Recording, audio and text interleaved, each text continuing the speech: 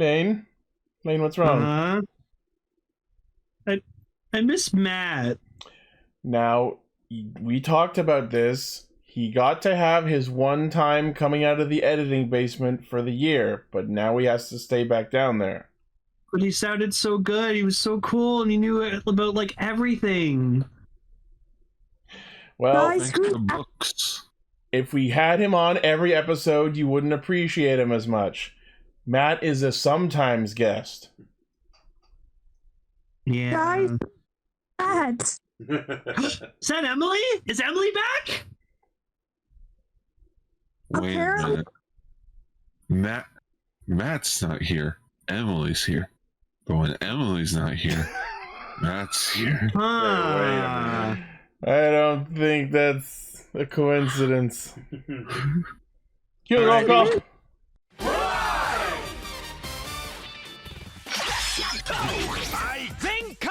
Connect. Loading. Broadcast. Perfect. Show running super savant. Level up. Bluecaster super Ichi. Loudon Online. Greycaster, Robolane. Researcher of the Tokuverse, Ultracaster, Gar, Spark of Courage, the Power of Dreams, Orange Caster, Global Soft Perka, Trauma Inducer, Northcaster, Saga. Casting, criticism, comedy, chaos. Radio Sentai Castranger. On air. Welcome to Radio Sentai Castranger, episode 449. Episode Nose Hippo. Hip Hop Anonymous himself. It's episode Hip Hoppopotamus. Hippopotamus. Hip Hop Anonymous. Bottomless. It's the topless. It's Hippo President of the United States. God, we're living in a world. Godzilla 98 is 25 years old now. Oh, jeez. No. Godzilla can drive. Go listen to that episode back in 2016 where we talked about Godzilla 98. It was a fantastic time. That was not 2016. Yeah, we chewed gum. That was not 2016. It was 2016. Gar, face it, we're old. Yeah. I'm a 90s kid, you're a 30-year-old man. It's just Anakin fucking crying. Oh, shit. It's the best. Oh my god. Alright, well, before my memory goes completely, we are a gaggle of Ontario-based tokusatsu nerds who get together every week to talk about Kamen Rider, Super Sentai, and usually a third thing. But anyone who follows us knows that last week we took off from our usual hijinks to talk about the Shin Kamen Rider movie. And so our schedule for this week will be the one episode of Kamen Rider Geats, since it did not air one of the recent weeks. And the last... well, we'll talk about that. But also the two previous episodes of King-Ohger. And I am very, very excited to talk about these episodes. Well, it's King-Ohger, of course. That's just a given at this point. There's nothing wrong with it. Why do you think I'm here? Yeah. In fact, we're so excited that we're going to be doing King-Ohger first, so Sel can leave. Okay. What? Yeah. Wait, what? Oh. It's my show. We'll talk about it when I want. Yeah, cool. But before that, we have some news stories to get into, and luckily there's not a lot. News mode.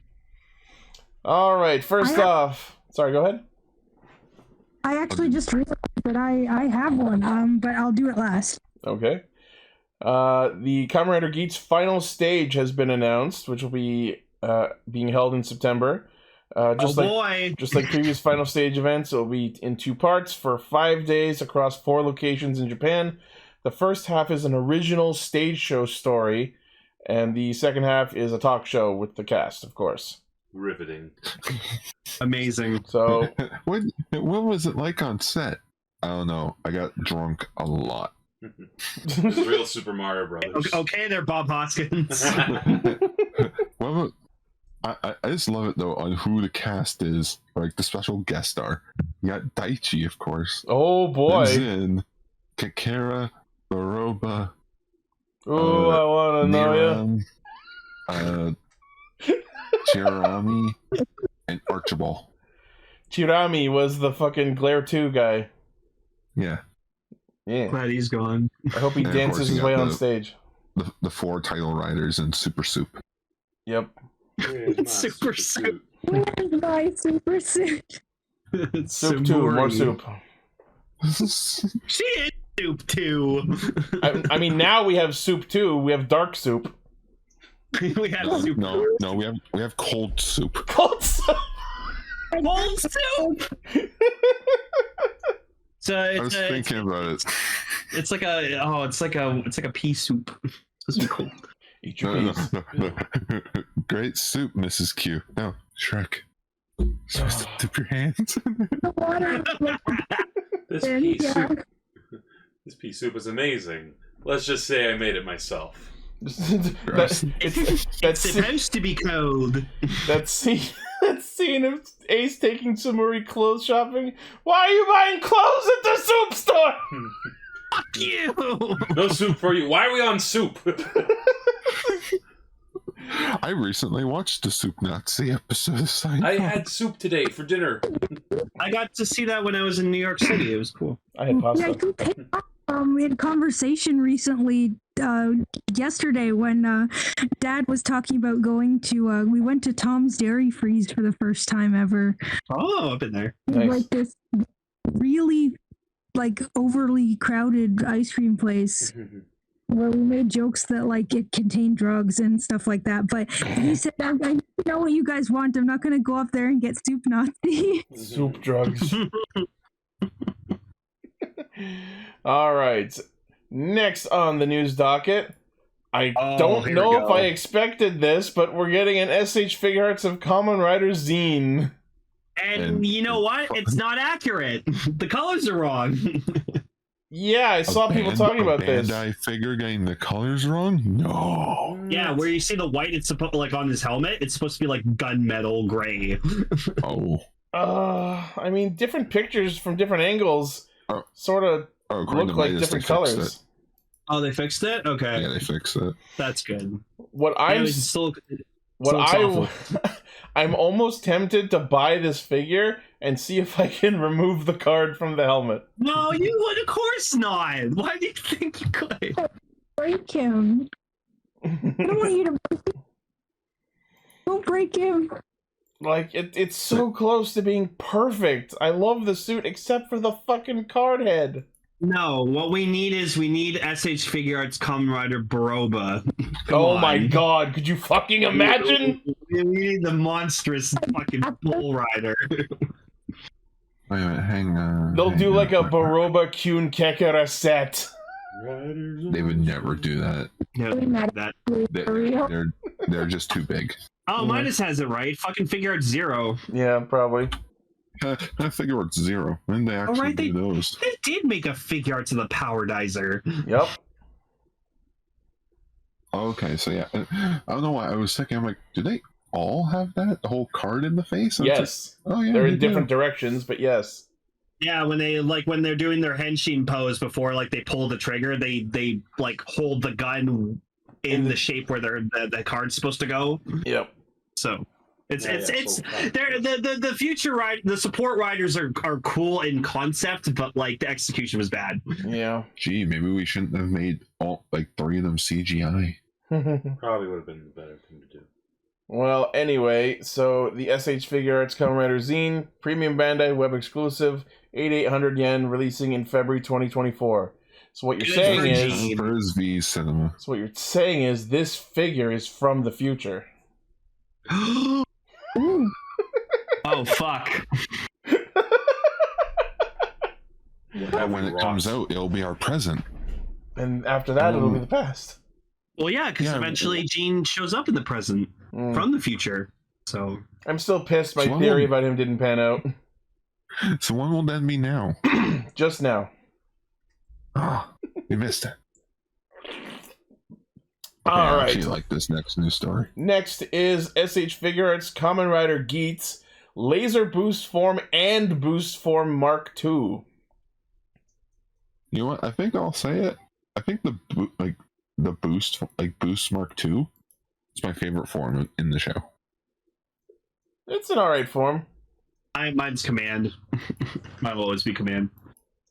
So this is I don't cool know, because it's it's the red and black. It's basically, so it's a boost form Mark II set, and then you can choose to equip the laser boost armor onto it. I like that. Instead of it being like two separate figure arts, it's like I like that we now live in a day and age where figure arts can like be swapped out parts. Yep. Start that with Gates's final form. I think so. I believe it was because we never got Kamen Rider Paradox, did we? Evolve figure art was able to shift between its three phases. Oh, that's true. Yeah, but that figure art was like later. Yeah, much later. So yeah, I would say Geats, or not Geats, Gates. Gates.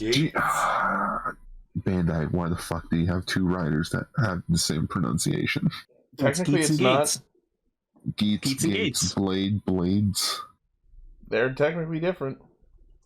Technically, Blades is in Japanese. They pronounce it Blaze for some fucking reason. Yeah, that's why we were all fucking confused in the beginning. Yeah.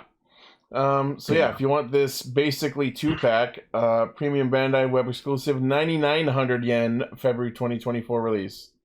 No, I have Geats entry boost form figure art. I'm happy.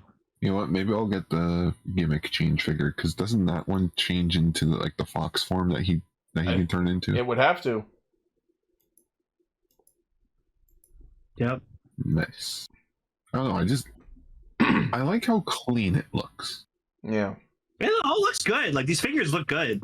Not denying that. Laser boost form is literally an armor evolution. It'd be funny if we got like a spare set where it's like, here's all the other riders' heads. Just slap them onto the entry body. Yeah. Entry. All right, and our last news story is an update related to Power Rangers Cosmic Fury. So, boy! Yeah. Holy shit, we actually have a release date. I actually have something, if I may say it, after this. Okay. Yeah. So yeah. It's several right now, but... So basically, Power Rangers Cosmic Fury put out a bunch of new information and promotional details, including the opening theme song, which I think is alright. The song's alright. I don't like it. I don't like it. It's missing the Go-Go Power Rangers. That's too. I thought we were trying to distance ourselves from that. No, but now it's just like... No, but that's in every theme song. And that's the problem. Okay, mister, there needs to be a stock engine. There are some tropes that are good, and there are some tropes that are bad and tired and old. Look at what you have wrought. It was just too short of a theme song. I agree that it's short. Dino Charge had the same issue. You mean Dino Fury? That's what either of those. They're blending together in my fucking brain. I haven't watched any of them. But yeah, so apparently in Power Rangers Cosmic Fury, Billy Cranston, David Yost, will be returning to this franchise after so many years. Apparently he's not going to be a ranger, but a mentor. That makes sense. That feels right for his character. Yeah. Which, calling it now, he probably made the Cosmic Fury Zords. He could have. So possibly. I was thinking about at work. He did make the entire Zeo arsenal. Well, he made the turbo powers too. Yeah. That too. But he doesn't get credit for that because he left the show. Yep. Yeah. So like he is capable of making like entire Zords. And yeah, you know what? I'm with Lane. It's still butthurt that we don't have any photos of them wearing the helmets. Maybe they're saving that. And we also kind of got confirmation that these aren't going to be the regular suits, but instead like power-up suits. What? For fuck's sake. Yeah, so in the intro, you see them wearing the original Dino like Ryu Soldier suits still. Oh, are they pulling a Super Mega Force? Oh no. Yeah, where this is like just a power-up. Oh form. my god. You fucks! God damn it! I was about to mention, because like they showed off the opening theme and they're wearing only the Dino Fury suits, and I'm like, Okay, I get you're trying to keep it a secret that they're gonna get new forms in the first episode, but like we've seen so many promotional materials. Is there really such a point to hiding the suits for one episode? That's a lot of unnecessary work for someone to edit together. It's like the fact that the Black Ranger apparently is going full on Winter Soldier and having a cybernetic arm. Oh yeah, there's a shot of him in civilian form with the robot arm. I didn't even notice. The Winter Ranger. Oh no. Hey, that's me. Yep. What else is there? Oh yeah, Lord Zed's escape, and this time his rampage expands to the farthest reaches of space. Yeah, his bodies are fucking cool. I saw that. I saw that image that Decker shared of the two mooks from the bottom of the poster, and for half a second, my brain went bulk and skull. Could you imagine? The Rangers need to find new Zords and new powers to face Zed's latest threat, and they won't do so alone. Joined by familiar faces, they will discover the power of the cosmic orbs. Oh fuck, such a cosmic balls. They become the Cosmic Fury Rangers, armed with new uniforms, new weapons, and entirely new fleet of Zords. I have heard chatter, and the mention of familiar faces, plural, kind of supports this. I have heard chatter that Billy may not be the only returning cast member. Well, they had the entire Mighty Morphin cast there for once and always, so... Yeah. Apparently, Lord Zed's base will be in Eltar. That's crazy. Wow. Which is the home planet of, Zordon.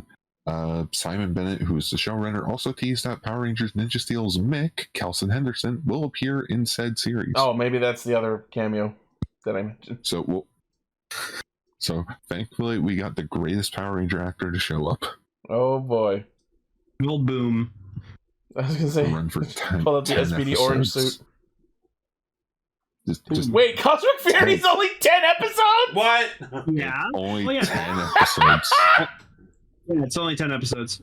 And it's not like 40-minute length episodes. No, it's like 20-minute episodes. You could watch the entirety of Cosmic Fury in one day. How do we get away with taking entire 50-episode year-long seasons and turning them into 10 episodes? Guys, I swear to God, I think we are going to see the end of the Power Rangers franchise. Yeah. We'll see how well this season does. 30 years, not a bad run. Yeah, 30 years, that's not a bad run. Let's go out on an even number. It'll probably come back even if it does disappear, like for a while, like Doctor Who did. Imagine that. Yeah, but I feel like with Hasbro, it's gonna be shitty. They're just gonna find a way to make it shitty. I'll watch it anyway. Maybe we should talk about it. Well, I mean, I'm down because I actually watched all of Dino Fury. Let's binge Cosmic Fury in one day and talk about it in one episode. Let's do crack instead. I am down to come over, watch all of Cosmic Fury, and then talk about it the next week. Super down.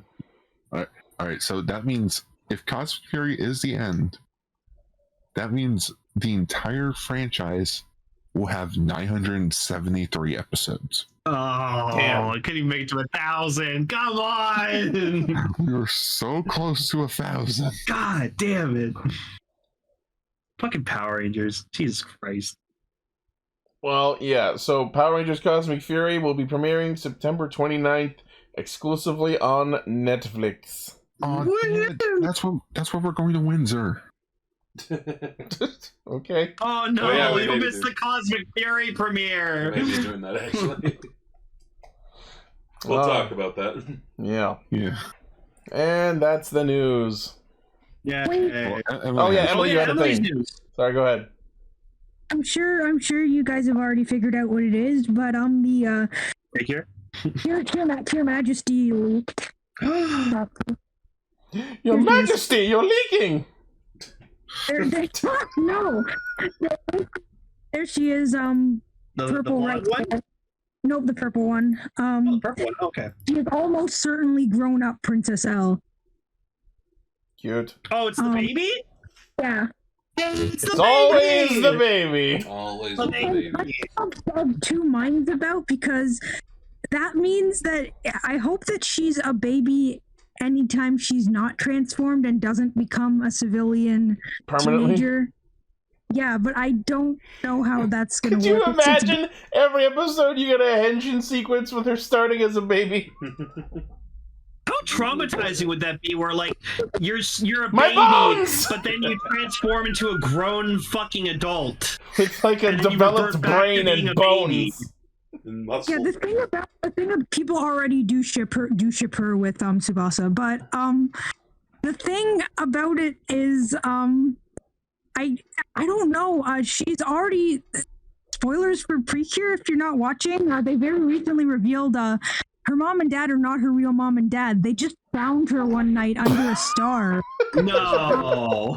And she is apparently I forget the Japanese for it, but the literal translation is child of destiny or Destiny's child, and everyone's been making jokes about Beyonce. Unmei no Ko or something? Yeah, and everybody's been making jokes about her being Beyonce. I definitely don't think I'm ready for that child. Oh my god, Destiny's Child is just a Precure team. Yeah, just stop. No. The only member of Destiny's Child. There's more than one member. Now there's 4. Belly. But people. Another character in a currently airing superhero Japanese thing who is basically just Jesus. I love Vegas in our chat. It's the Blue Turbo Ranger all over again. Just imagine her like inflating like Justin did when he transformed. Every time I see someone say my name in all capital letters, I know they're pissed off at me. What? Like I hope that that's what they do. Like I'm not kidding. I would much rather have it so that she's a baby all the time unless she's in Precure form than have her become another. At least have her like adult sentience while she's a baby. Just like boss baby it. Just one of them is full on carrying the baby in their arms. It's your turn, go! Just lets the baby jump off them. Yeet the baby! You know what? Just baby geniuses that shit. Or we don't. I'm sorry, but yeah, Cure Majesty, her eye color matches up. Her hair color does too, even though that doesn't really mean anything. But the wings on her hair, the fact her name is Cure Majesty and she's a princess, and the fact that when the toy was hacked, it had she was Cure Majesty. Her color was purple, and her voice sounds suspiciously like the voice actor for the princess. So it's the baby. Did it make baby sounds? It's not her unless they're really going to pull a Cure Ace here and have it be some random person. The baby. I'm thinking that's where Astro with Pikachu as well. Cool.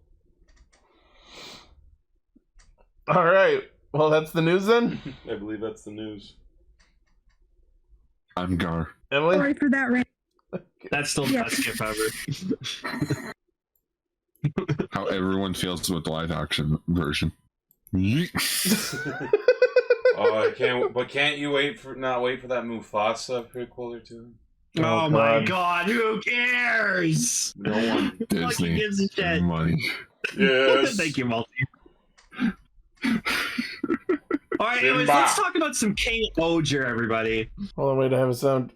There it is. Alright. King-Ohger time.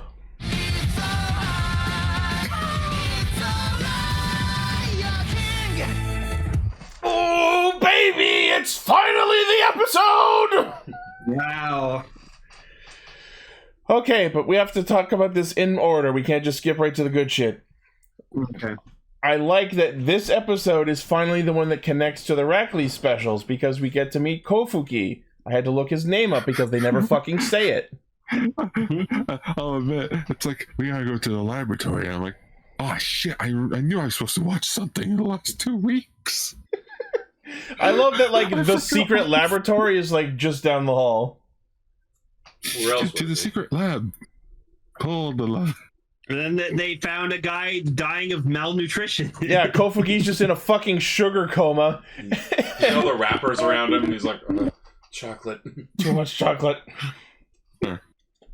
I'm just picturing Nelson.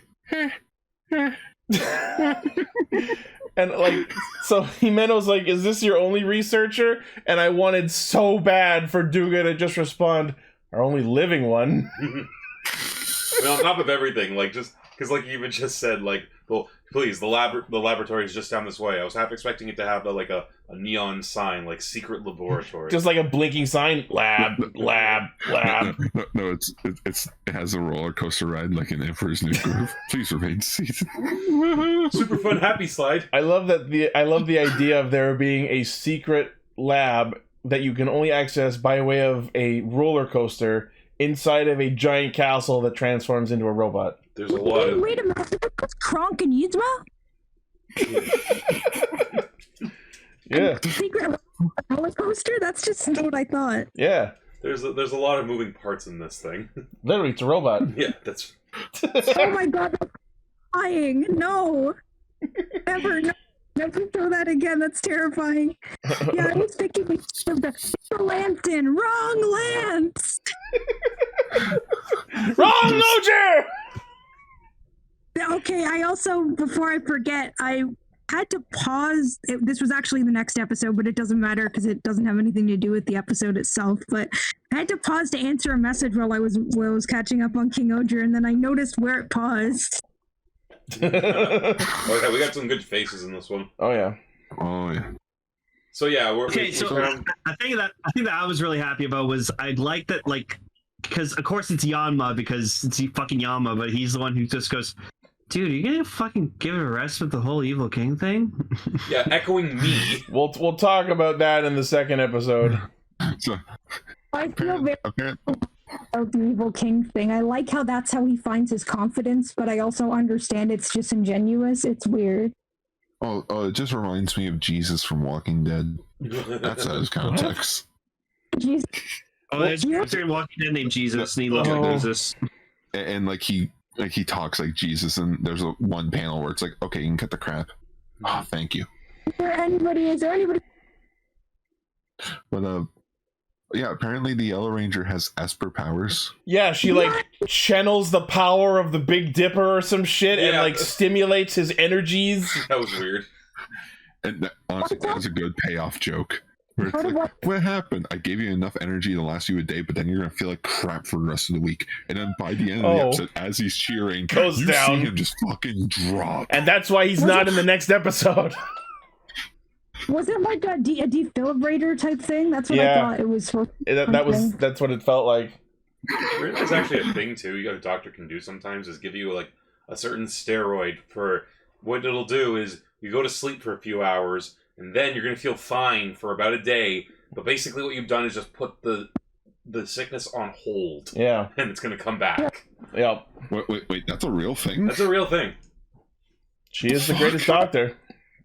Yeah, it's like those drugs that like make you mimic death for like 24 hours. At first I thought those weren't real and they like made them up for crime dramas and stuff, but no, they are real. Medicine's... That's also a potion in Baldur's Gate, actually. You sleep for 2 turns and then you get the benefits of a long rest. Yeah, so she gets Kofuki up. Sorry, what? We'll get into it in just a moment. But yeah, so she gets Kofuki up, and this is a man after my own heart because he starts referring to everything by its full and proper name. The full name of the robot is the transforming giant, the King Caucasus Kabuto Castle. I'm like, wow, he's a nerd like me. No wonder he made this shit. He who controls the pants controls the cum. The square root of a right-angled triangle is the sum of its remainder side. I said that wrong. And yes, Emily, I just quoted Rick and Morty. Nice. But yeah, so basically the idea is that the castle's not working because it's been sitting there inactive for 2,000 years. Which, makes sense. It's like a car. You can't just like start it up after not using it for a while. You gotta let it warm up a little. Yeah, it's like any car or toy. You go to play with a toy that hasn't been touched in a while, and I just broke it. Cool. Yeah. And the immediate resolution is to start stealing batteries from other things, which of course they did when they summoned the shoe gods to literally recharge the castle's fucking batteries. Yeah, that was fun. Okay, But then it gets funnier, or not funnier, but more interesting. This episode, they gears really are all fucking broken. they flexed their FX budget real fucking hard this week because they try once the batteries are full, they try and do it, and then we watch somehow no one gets injured, but all of these giant fucking gears just collapse to the ground around them. All over the place. These like tons of metal are just like flying around, jagged and everything. No one, everyone's fine. Although, as we do find out in the next episode, this country has a population of about 12 people. So, 1235. Oh, I see. Let's remember. I still don't believe that Jeramie saved that whole other town. I think they are all just dead. No, the entire kingdom's going to be there. Garrett, it's only like 12 people. No, we saw their parachutes. They're okay. We'll get into the festival in a bit, but yeah. So fun. I really. Yeah.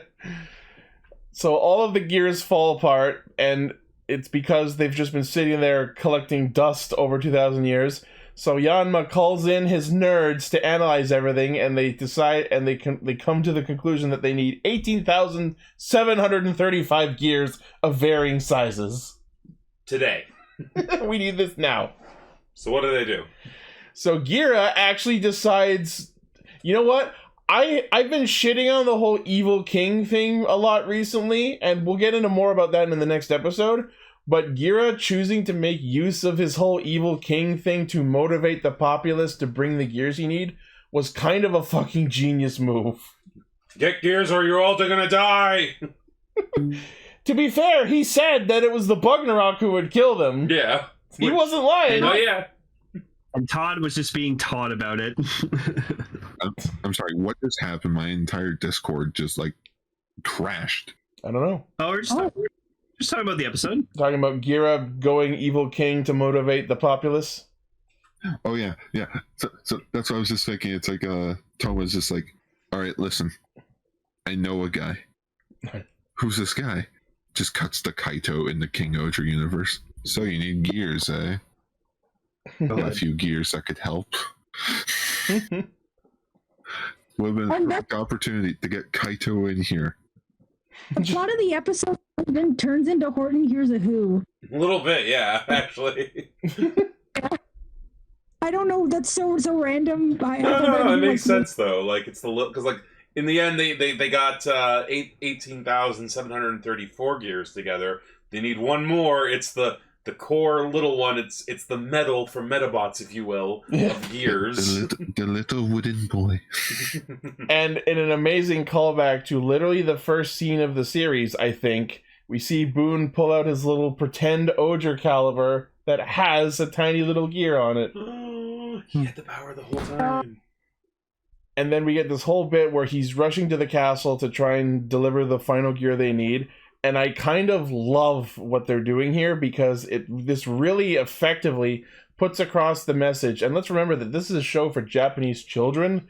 I think this is a really effective way of putting across the message that no matter who you are, no matter how small or insignificant you might seem in the grand scheme of life, you are important and you can help save the world. Especially you, random Japanese boy. Right. But you're right though. It was a really nice scene. Like I loved when like I'm gonna go like to the castle and like then the bugs come and what happens? Like the fucking just normal ass castle guards like protect him. Yeah. Like I can always say his name wrong. Duga. He leads Duga and douchebag. But you know they whip out their swords. They're like protect the boy. Escort mission. Yeah. Hey guys. Yeah, a lot. Not to pause the recording, but yeah, like even on my end, it's like just random like silence, and then like the connection is just lost. Let me try leaving and coming back in. One moment, please. Shit. Hello. Testing, no. testing. I can hear you fine. Yeah, it'll be fine in the recording. Okay. That was weird. Okay, so, and yeah, the shots of there's two shots that are really well done and very artistic, I think. The shot of Boone running with Daigorg in the background, and then the shot of the sword falling off the bridge, again with Daigorg in the background. Yeah, that was... I love those shots.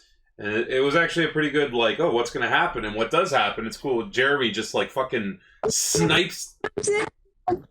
This is an episode in which Jeramie finds himself of immense usefulness. And I was very happy about that because I really liked her. Yeah, so he manages to save Boone from Kamejimu, and then pull off the most bullshit thing I've seen him do the whole series. He is running all the way to the kilometers away from the castle, and then manages to hit the perfect snipe shot with his gun in order for the gear to travel through and land perfectly into the core where it needs to.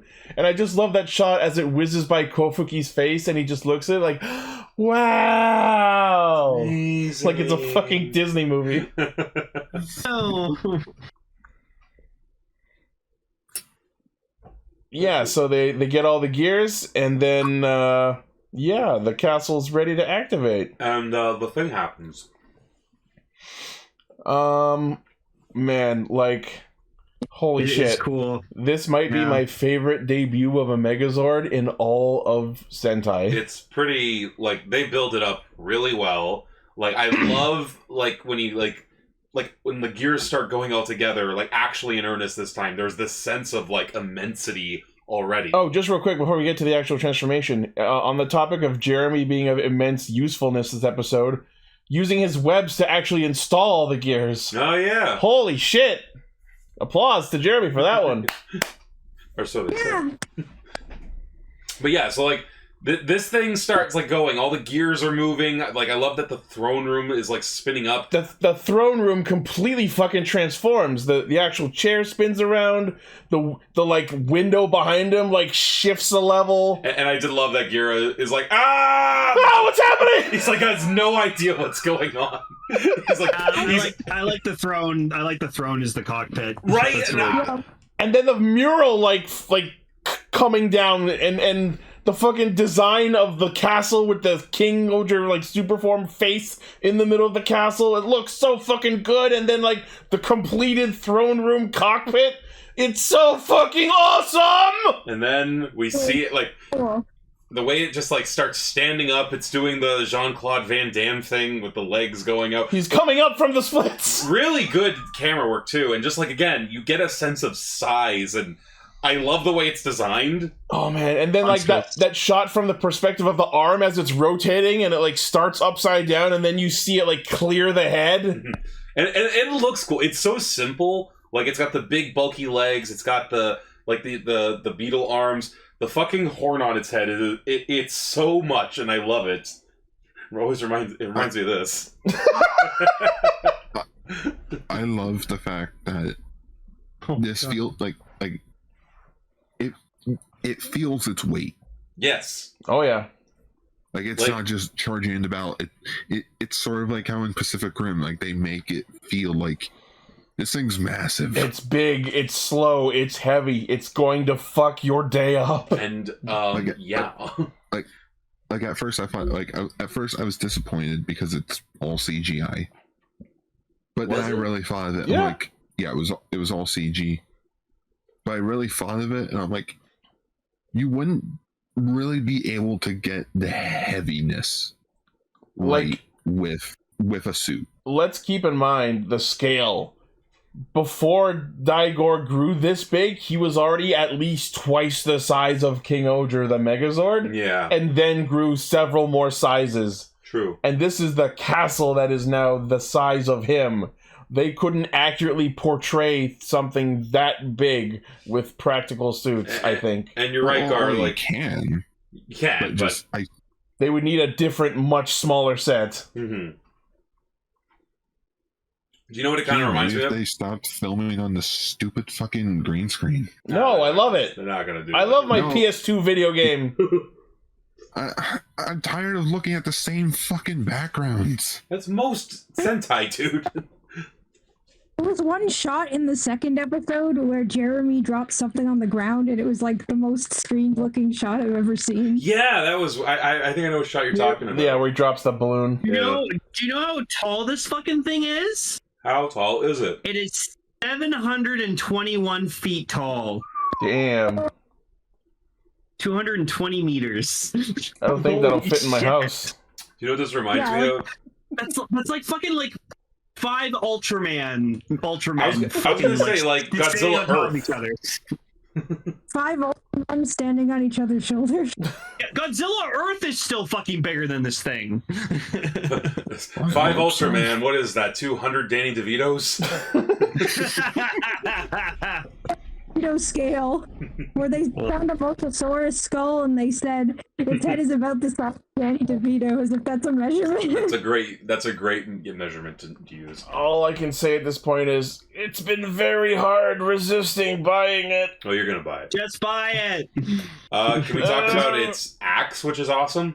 Yeah, so it summons another the Guardian Heracles, which is another separate Zord that comes out of literally nowhere. And then it just opens up into its axe. And it's awesome. Yeah. Like I genuinely like, not just because of how like big and like buff this thing is, like I think I love how simple it is. It's like, yeah. It helps that it's one bug, you know? Like yes, it's the castle, but like it's still bug themed. If I had to pick one thing to nitpick about it, it's the name. Because, like, we already have God Kabuto, and now we have Caucasus Kabuto. They could have easily gotten away with calling it Caucasus instead of Caucasus Kabuto. King Caucasus Robo or something. Or literally just King Caucasus. That sounds awesome. There's the castle. Who can say where the wind blows? I'm sorry, I see that castle mode and it just screams of this needed to be a triple changer. It is enough. It is a triple changer, yeah, I know, but it's like it's the excuse of we need a third form. That's why when we first saw the castle back when the show was announced, I looked at it immediately and went, "That's a fucking Megazord." That's a Megazord. You can't fool me. Because you look at the tank mode it has. It's like, oh, that's. I agree with you, man. It's like I love the fact that the cockpit is a throne. Yeah, and it just makes me wish that, because I'm not a huge fan of like the marionette look.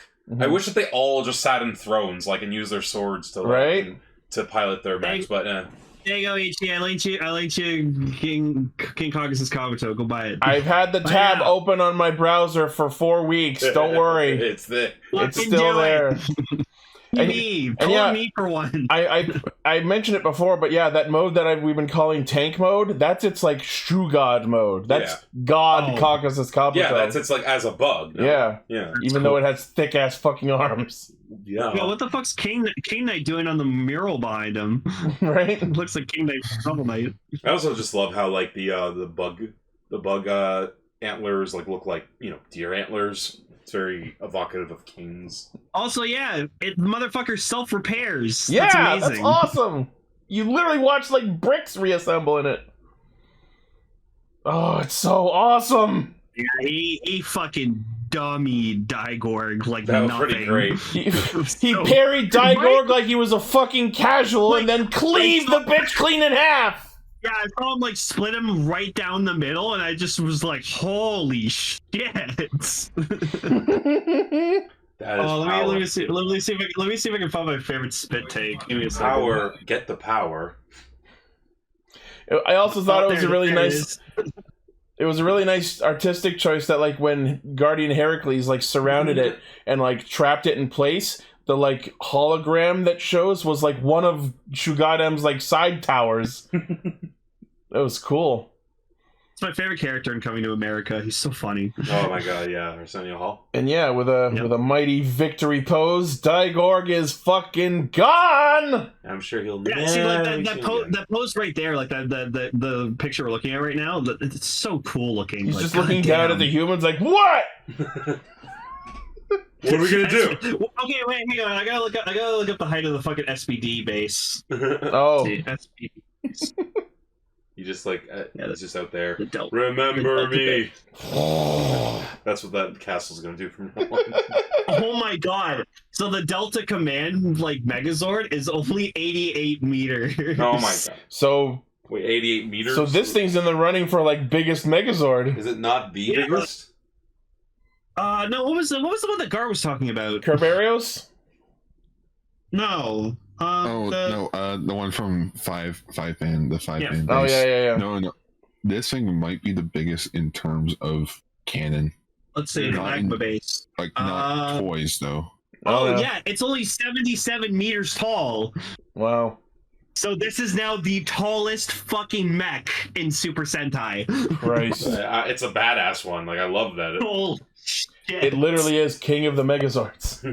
Dude, it's 220 meters tall. Let's remember that. My only regret is that we didn't get to see it transform back into castle mode. That would have been funny. It's like this. Oh man, they have to rearrange all the furniture and the rooms back. Like, it's like this. Yeah, how many rooms like fell like off to the side? Yeah, like all the staff needs to like pick up the plates, and like I'm picturing like nothing's bolted down. Suzume comes back to a room, it's in fucking shambles. I'm picturing it going backwards, and Gira's like, not again. That's why at least with like the SPD base, like when they was forming the Megazord, they'd like lock everything down before they there'd be shutters in the hallways, and people would strap themselves to the walls. I'm picturing like like servants like getting caught in the castles, like when it's like spinning its arm like the centrifugal force, like you just get shoved out an air vent, like just like flying down the hallway. You have to considered all of these things when you have. Oh no! Now I'm picturing. Sorry, this is kind of gross, but I'm picturing like as it's like walking, it's just like leaving a trail from all like the sewage from the like the castle, like it's like leaking. Oh no! The irrigation system. Oh, not the plumbing. I'm sorry, this is so immature, but I'm just imagining like Caucasus just like kneeling down and just like pooping out a whole stream of. That's very. Don't hug me. I'm scared. Yeah. Actually, Lane, you know what it reminded me of for a hot second? Huh? Yeah. Just the fact that like it's huge. Hear me out here. It's huge. It's black. It can be piloted by very few people. Like it reminded me of the Vengeance from fucking Into Darkness, Star Trek 2. That thing you hate so much. Yeah, the USS Big Blackest Dick. Like. No, it's literally just here's a bigger, blacker Enterprise. It's literally evil. It's the big bad evil Enterprise. This feels like someone.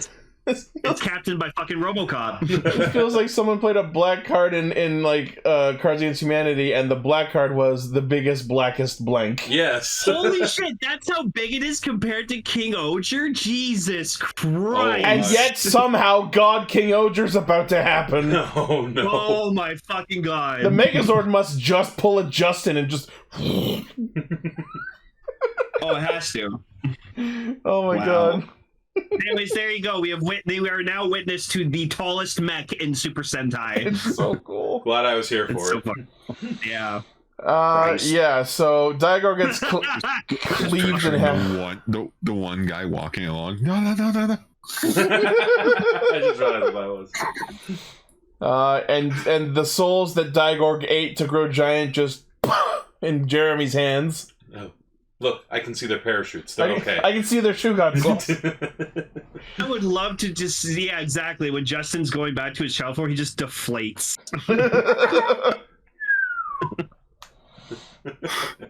And yeah, again, the one guy, yeah.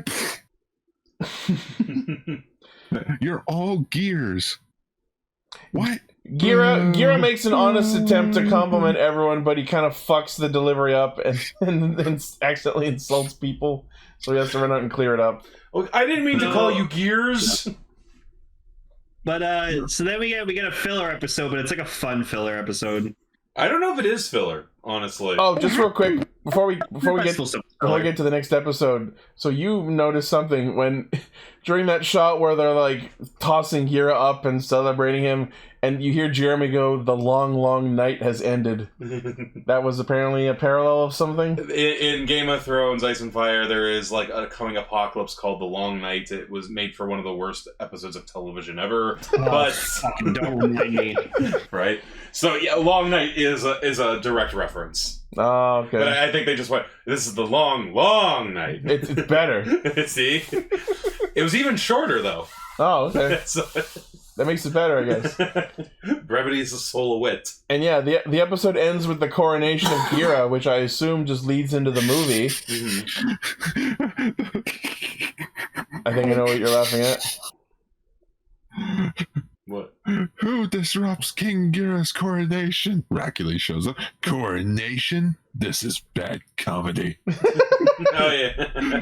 Racula? Yeah. Is that you? Here's a hint. Transforms and freaking incinerates Gira. Jesus. And destroys the crown. You know what? Anyone else like to fill his shoes? You know what, Thunder? You're absolutely right. The long night would have been much better if Winterfell turned into a giant beetle. It's just King's Landing turns into a giant robot. All the castles like turned into Zords, like Megazords. And then they It just breathes green fire. Like we're fucked. Everyone's fucked. So like because like all like the houses have like animals as their symbols, so like they'll turn into like those animal Zords, like. Yo, the Baratheon mech. Jesus Christ! It's like a giant. It's a deer. Yeah. Thrones. Fucking did that. The high tower mech would be amazing. Okay, follow me on this. Shoot. Throne Sentai, Westeroger. Westeroger. Okay, the Dothraki would be fucked because how primitive they are. Has anyone already drawn this? Because I'm almost certain somebody must have already drawn this. I haven't seen it, but I don't go looking. Hey, roses can be Megazords. The rose could be the sword. Yeah. Oh, yeah. There you go. So yeah, what I was gonna mention was my favorite thing about the coronation scene was that Morphonia is clapping Rita's hands for her. That was hilarious. Clap, damn it. Morphonia, clap my hands. Yeah, that's the question. Who instigated that? Yeah. No, she's just clapping. I'm tired. Clap my hands for me. Clap my hands for me. They're screaming. Oh my god. No, oh yeah, she's screaming on the inside because she's missing Mofu and me. Yeah, that's true. She's missing an airing to be here. True. It was very good to see though that the Shugadam version of the Pope was there to officiate. It's very nice to know that that Sentai Christianity is going strong. Putting the god in Shugad. What if this is just like a microverse? Like in some space, it's like it is like Whoville, where it's like someone just watching this off of like a little like slab on a freaking lab. The shoe pope. The shoe pope. So it's just what's happening? They created their own religion. My God, I've created Kaito, Lutherans. Kaito, you gotta stop doing this. I know, Juran, I know. No, this is just a power source for their car battery. It's King Otopia. Yeah, so that's episode 23. We got a big fucking Megazord out of it. It was awesome. Can't wait to Gira was officially coronated as king. Yep. Parallel. See? I gotta say, I was not expecting the silly, happy, funny summer festival episode to turn out to be so fucking world-shattering. Yeah, they went for it. Like, again, I almost wonder... Sorry, go ahead, Emily. No, this was the Jeramie finally makes a big move episode. Yes. Mm-hmm.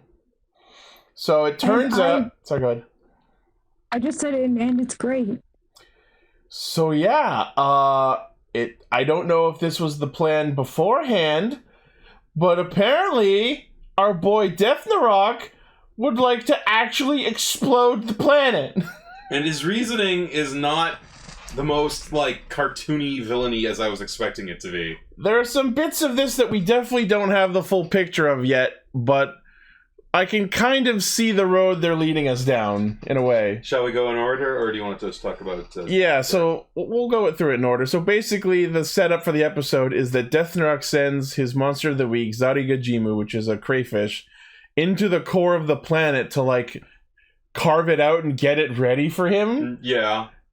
And, like, I know it's not actually, but he says Moe Tekita, so the ninja part of my brain got poked. that bear hasn't been poked in a while. Yeah. Just Moi Tikita. What was that? I don't know, just some sort of chill just went down my spine. So, stimulating the core of the planet makes lava start showing up on the surface all across the planet, which means it's hot everywhere now. That's a metaphor if I've ever heard it. That was weird. That like they needed a reason to make it a summer festival. Oh, I know. There's super magma, like making the Earth hot. Like forget, guys. Now is not the time for a festival. Like this is a national ecological crisis. This is a global crisis. Global warming is real. It's very warm. Release the magma. The liquid onto the surface world. Hey, at least he didn't pull a Doofenshmirtz. The molten core inside the Earth completely slipped my mind. Shoot global warming. That's good. It's great. Oh, man. So it's very, very, very hot. Yeah. Everyone is sweaty. Everyone is suffering. And so apparently the 4 other kings decide to call up Gira at the same time. My servers are down. I want a giant fan. Buy my spoiled crops. Where's my anime? That is really what happened. And again, I love that like Rita keeps asking and like, you know, you're I don't own that. Like I have the broadcast. I am not the rights holder. Stop calling me. It's like everyone keep asking Hasbro to release Mask Rider. We don't own it. Or it's like me asking CyberConnect 2 to release .hack. Why are they asking me for all this shit? My lord, they're mocking you. I like that they kept him around. Yeah, no, like I was saying in the episode where he left and came back, I was so glad to see that one of the doofy, goofy side characters is actually developing into a proper side character, and B, Gira has a retainer. Yeah, and it's cool too because like he is someone who was there like from the beginning, so he actually knows it a little better. He knows the ropes, and yes, I think he's absolutely right. They are just fucking with him. They are like they're pushing their limits, seeing what they can get, and just messing with him to a degree. But also, they are assholes. Yeah. Let's not forget that. Oh, and don't get me wrong. If, like, you know, if he said, okay, yeah, here's Wofu, and Rita's taking that. Don't get me wrong. No, absolutely. So... Like the little boy shows up. I can't remember his name. I was about to say, Boone sneaks into the palace, proving yet again that Shugaram has fucking terrible security. How did he get in here? Sector 2. The door. Hired goons. Do you not see the door? Same way Gira kept getting in. Through the front. The door. Guys, there's a door. How do you keep getting in here? You know what? It's just because Hercules, he wasn't afraid of anyone who would show up to his door. That's He's true. like, Yeah, because Hercules had the biggest weapon of all. Himself. A gun. His A ego. gun.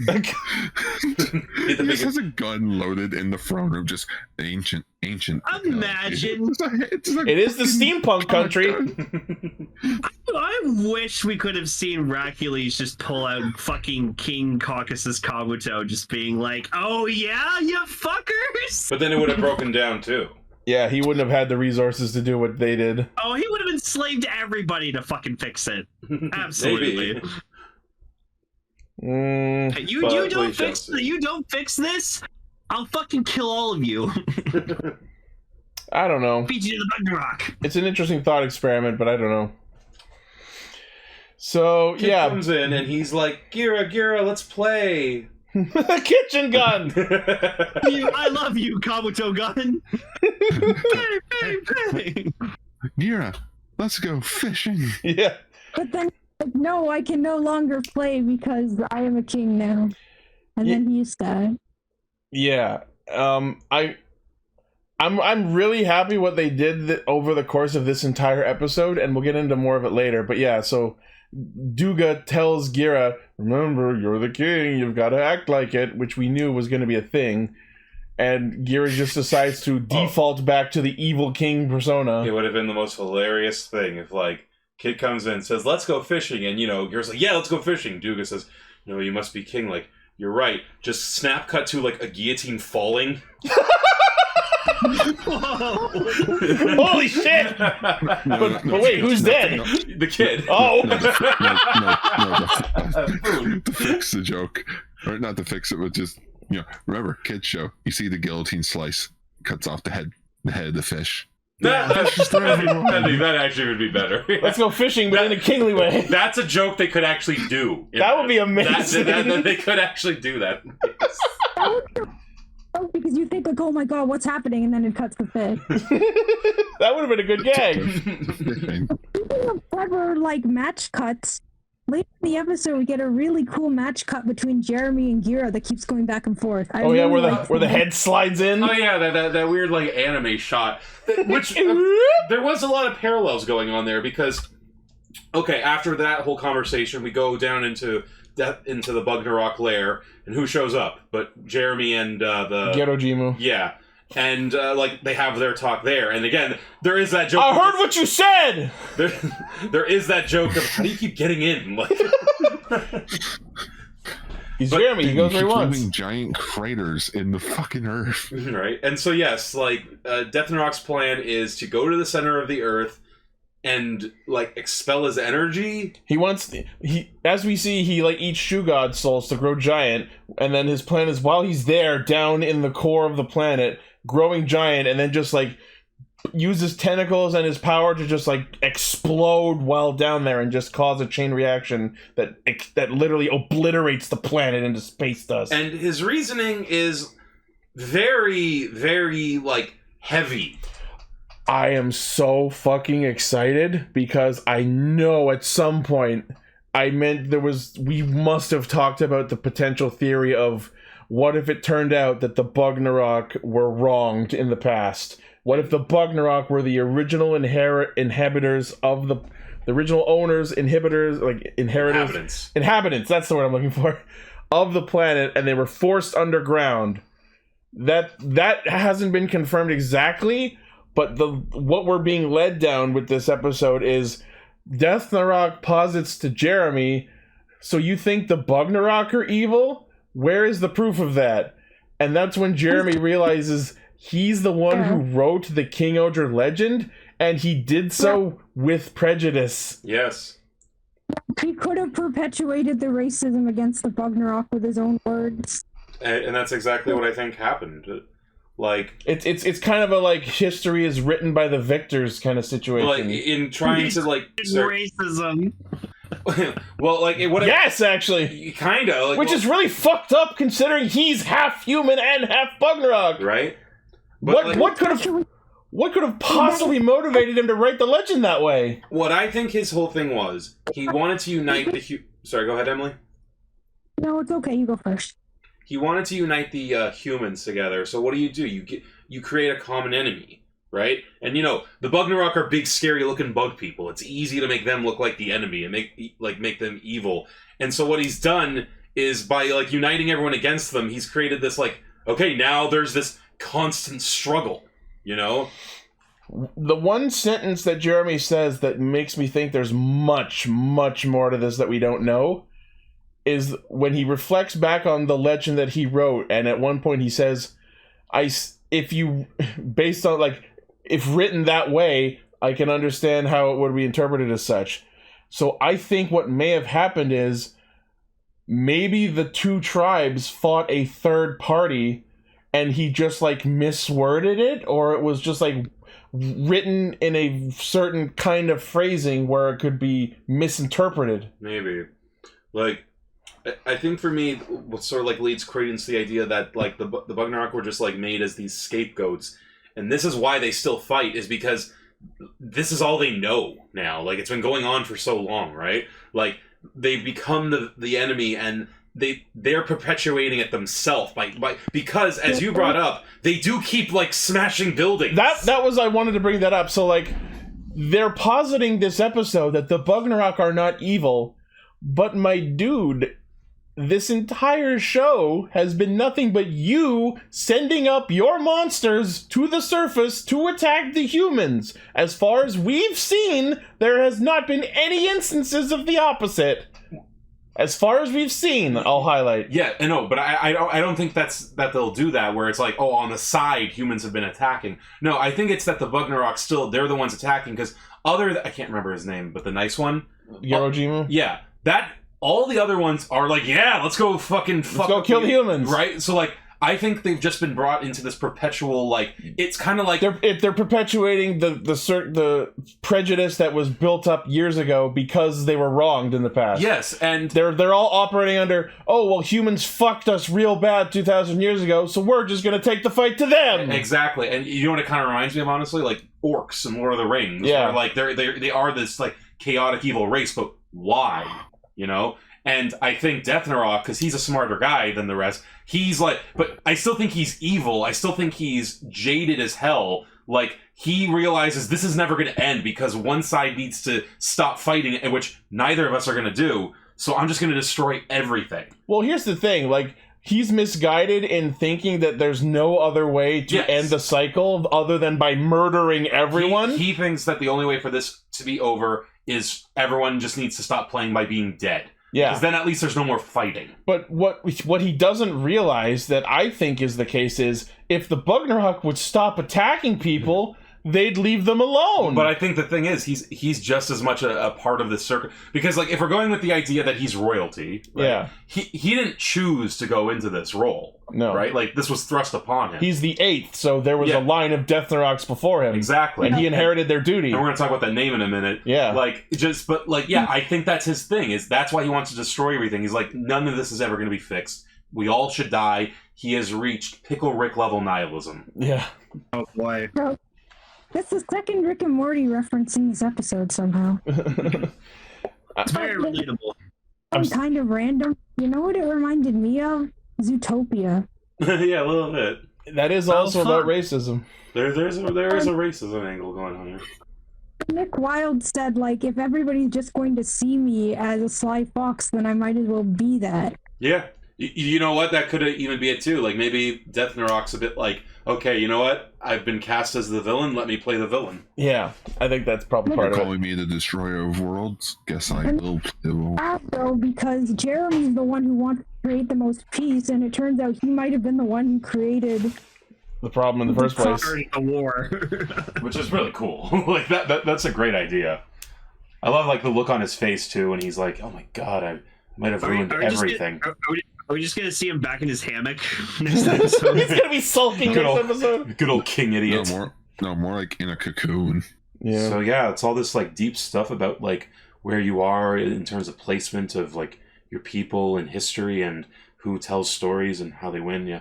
So then we go to the summer festival. I was gonna say we haven't talked about the festival yet. The fun, happy festival. I love that the idea that they put forth is, all right, this is going to be a international festival. We're going to unite all 5 countries and we're going to bring everyone together for this grand event, and it's going to be amazing. It's going to be and big. It's fucking 1 street block and 5 booths. There are 5 booths at best.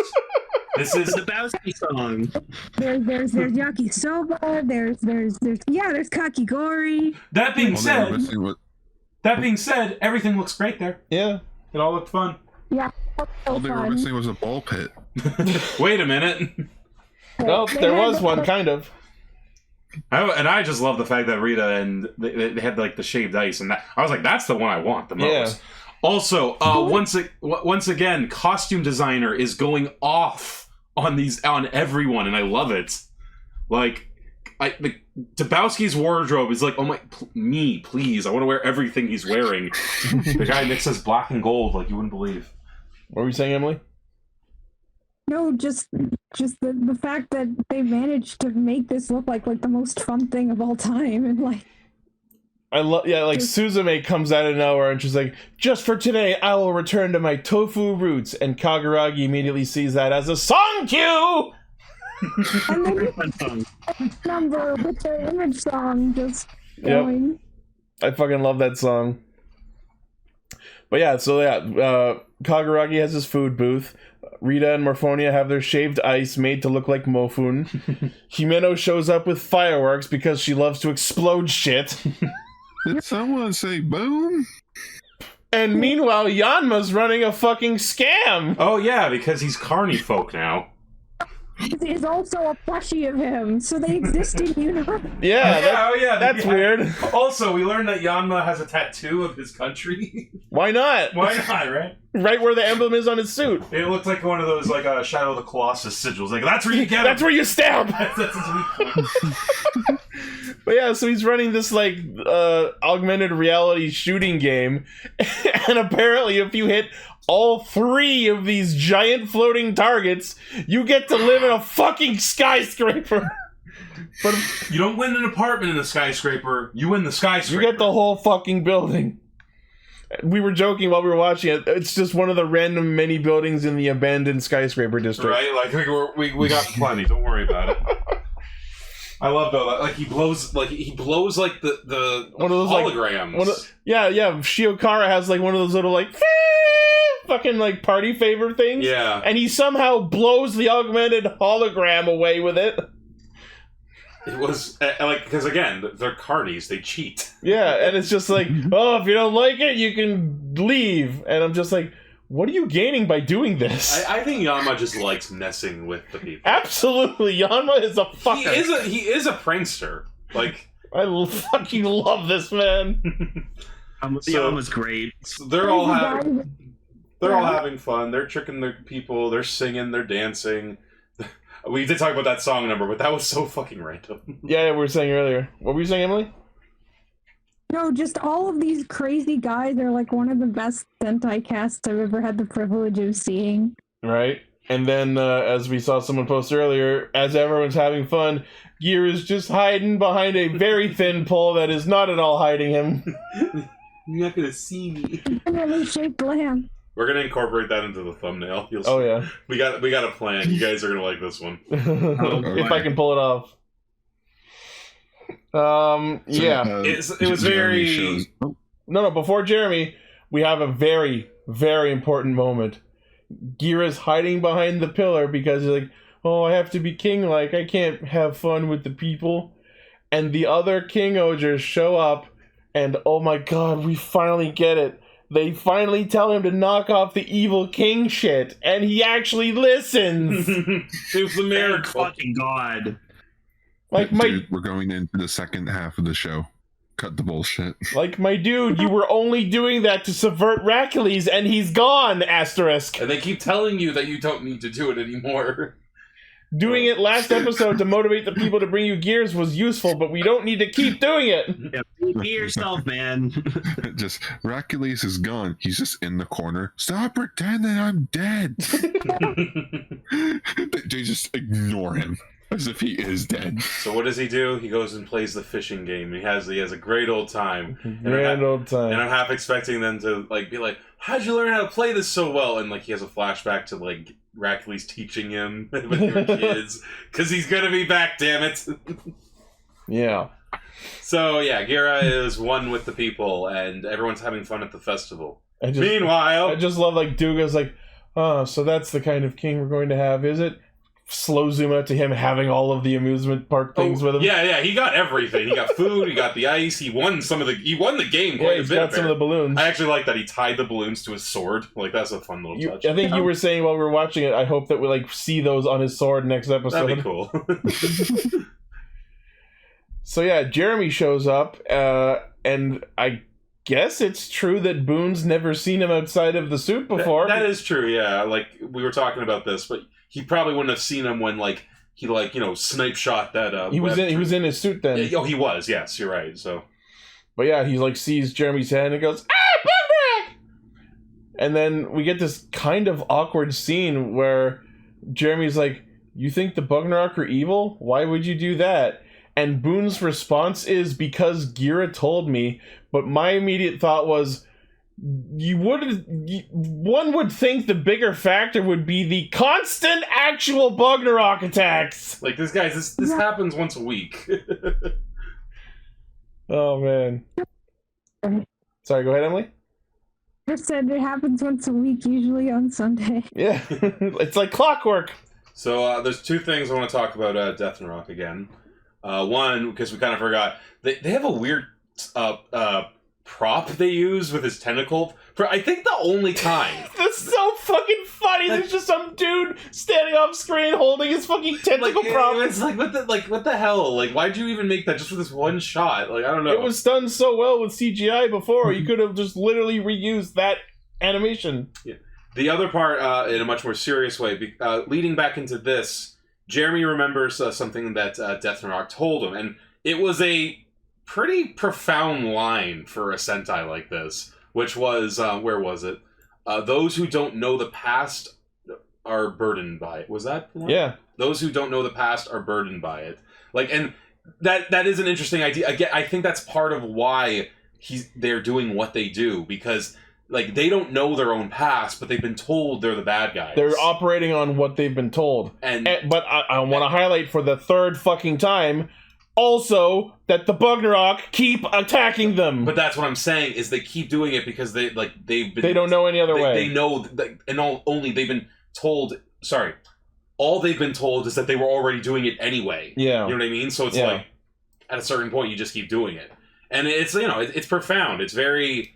It kind of reminds me of that Mewtwo line in the first movie. Yeah. Because it's like, wow, this is a much deeper line than you would expect from something like this. I now see that the circumstances of one's life isn't destined. It is what you do with the gift of life that determines who you are. Yeah.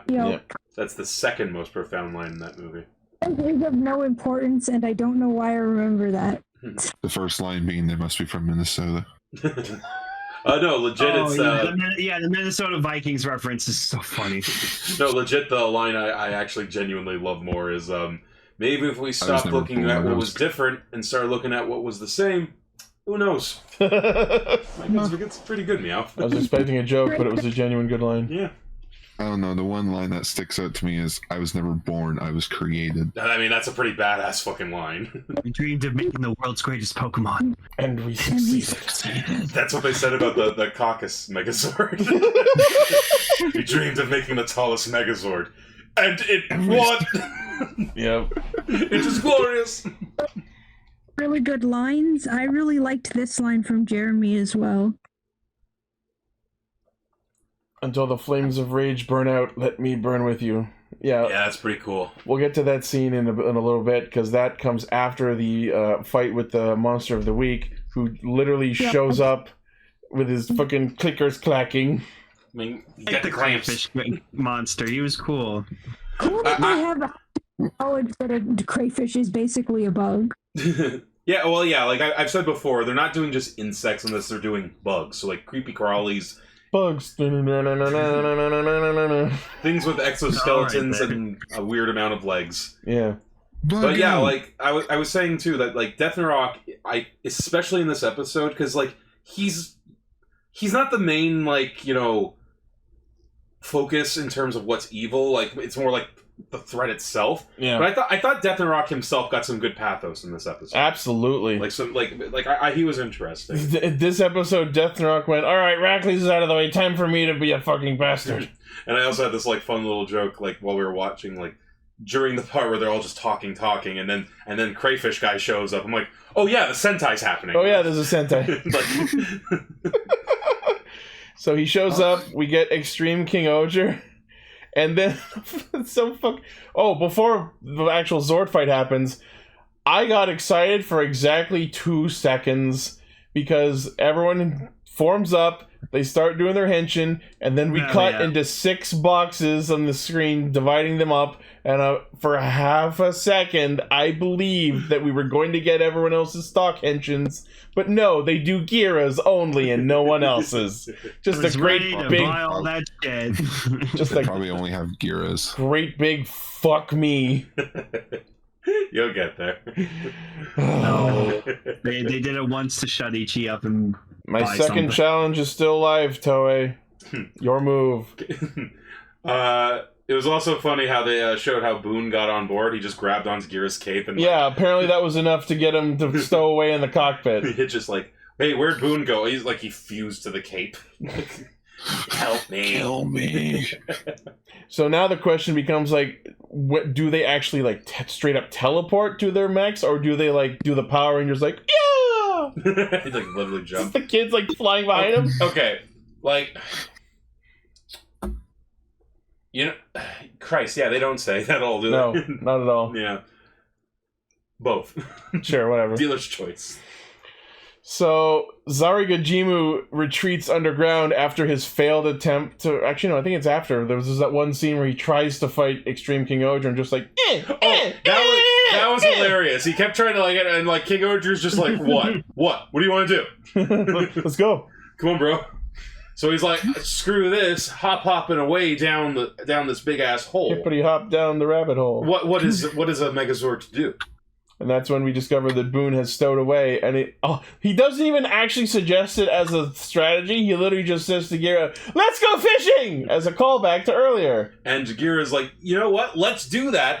And I love this. Like, I love when Megazords do something that's more than just hit the thing. Yeah. Especially when they incorporate their other Zords. Yeah. Like, because what they do is actually really fucking clever. Like, they take like the Kabuto horn. That's like that becomes the big rod. Yeah. They take like the not the tarantula, the Kumo. Just the actual spider. The little spider to make like the thread. The lure. And like it's the ant. The ant lowers it down. It's like that's funny. That's amazing. That's a great idea. And there's a fun little like visual gag of like the Megazord looking like an old fisherman, like just the Megazord did a heckin' sit. Yeah, like it's cute. Sorry? I would love it, but, you know, there's just the thing. Ultraman did this, like, 3 weeks ago. Oh, yeah, he went fishing for the kaiju and then fished it out into the air, and then he turned his fishing rod into a fucking spear and, like, barbecued the fucker in the air. Ultraman did it! Ultraman did it! Close enough. It did. Were you saying something, Emily? Neither of them has a copyright on the concept of fishing. That's true. My one regret is that the only shots of Extreme Kingohger sitting, it's cut off by that building, or else I would put it in the thumbnail. Yeah, like there was a weird like what was the choice? Framing. Some weird choice on that. Yeah, it's probably the thing of like the suit actually can't sit. But it did it. We can clearly see it sitting. It looked like they did. Like I don't know. Like that just felt like. Maybe like the crotch area can't actually bend down to sit. But yeah, so they fish out Zarigajimu, and I just love they whip it out. It's like, yeah! And then they do like all the Legend Shoe God Hisatsu attacks, and my fucking favorite one is the hopper attack because you see it like crouch down, and then it cuts to a faraway shot where it's literally just a still image of what's probably the toy version, where it just goes, and then just crashes down like. It just goes full like limp, like, and then it just like you can see it like gingerly like getting back up and standing down, but it's just a completely still image of the Megazord from the side. It's so fucking funny. I just love it. We're outside, so we get nice, beautiful shots. Yeah. And then the rest of the episode turns out to be really good. So yeah, they finish off the monster, and then we cut back to the chasm leading to the depths of Hyrule. It's like, wow, what a hole. Deathrock literally walks up and goes, "That hole is meant for me," and I'm like, "Okay, Junji Ito." Like what? Amethyst, what? It's me size. Oh my god! I'm sure everyone on this chat knows, but read that. It's one of the best short horror stories ever. Animaguri. What's it? Oh Christ! I could always Holes. yes, Holes. By Louis Satcher. Now, what's it called? The Animagara Fault, I believe. I don't fucking know. Oh. Yes. I only know about it because of Heist with Markiplier. Mm-hmm. It's really good.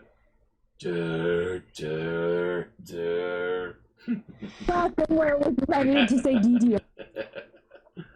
So yes, this is where they start fighting Deathnarok, and Jeramie's hesitating because of everything he's learned.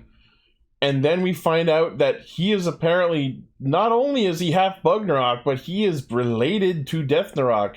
His middle name is Ismonarok. Which, like, is interesting because he brings up that because even Deathnarok kind of gives a, huh? He didn't know that either, which is interesting. So, I would like to point out that before Jeramie was revealed as a character, my preliminary theory about the Sixth Ranger was that he would be a prince of the Bugnarok. I was kind of right. Because like they mentioned that the Narok like suffix is like It's a family name. yeah, like specifically for like royalty, I guess, to some degree. I'm guessing Is Monarach was the last name of his mom, and Brashieri was the last name of his human dad. Maybe like what they're saying. Imagine if like straight up that was his sister, Death Narok's sister. Oh, maybe. Because that would work too. Just with like well, the theme keep of, in like, mind that he's uncles 2,000 years old, so it would have been like his like great X amount of aunt. Well, actually, how old is Death Narok? Have they said? Yeah, has he not been around for all that time too? Let's find out. They did say he's the 8th. So yeah, but like maybe they live for like thousands of years themselves. Who knows? I don't know. But yeah, the point is like he was interested in that, and it is interesting that like that he is some form of like Bugnarok royalty. Yeah. So here's where I can kind of understand where Jeramie's coming from on this, but the decisions made in this scene I don't all agree with. I think you're right, but I do have a thing for it. But say what you're gonna say. So, as Death Narok is planning to throw himself into the hole and destroy Chikyu, and again, if he succeeds, he will destroy the planet and murder everyone and obliterate everything, and they will be lost in the void of fucking space. And Jeramie decides that what's more important than actually stopping him is stopping him the way he wants to. He webs up the other King-Ohgers and decides he has to atone for the prejudice that he was party to and stop Death Narok himself instead of doing it with his team members. Yeah, he's doing that whole thing. No, this is something I have to do on my own. But I don't think it's meant to be so much as like just I'm doing the thing because I have to I have to be the hero.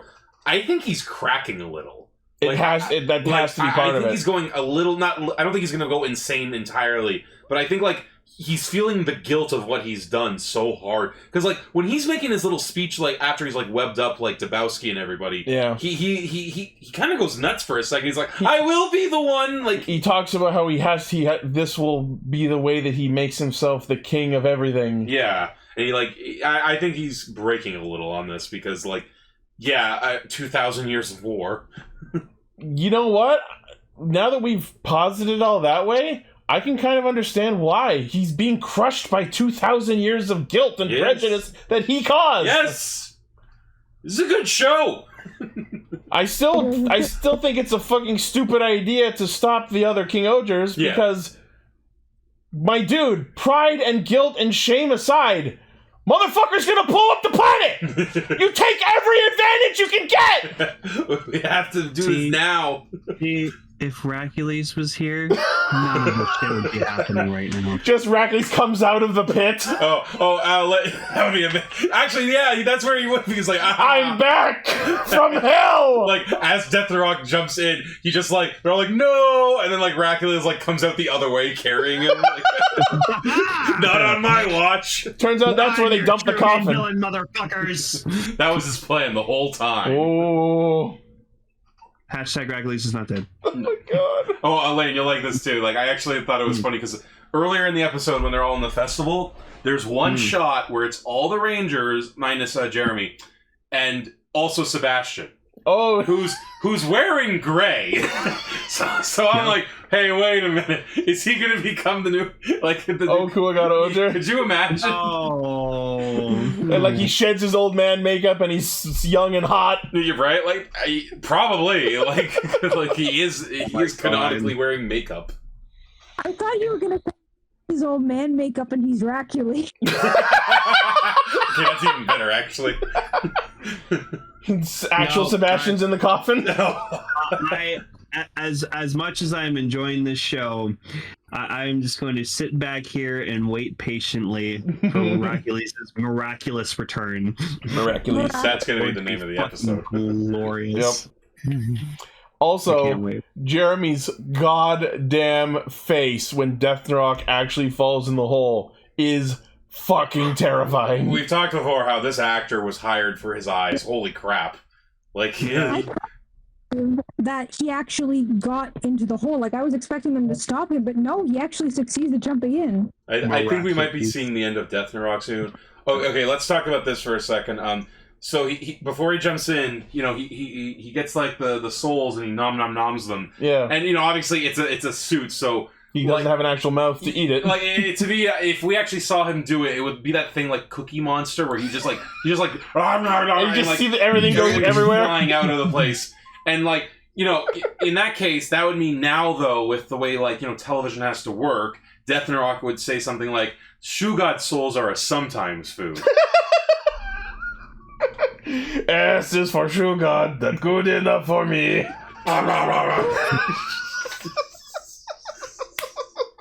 So yeah, he Cookie Monsters the souls, and then he jumps into the hole. Yeah. This hole is for me. What the fuck was We had a fucking lava explosion that made shit hot. We had a summer festival with a musical number. We had a giant crayfish that was weak as fuck and got blasted into the oblivion. And then racism. We established racism.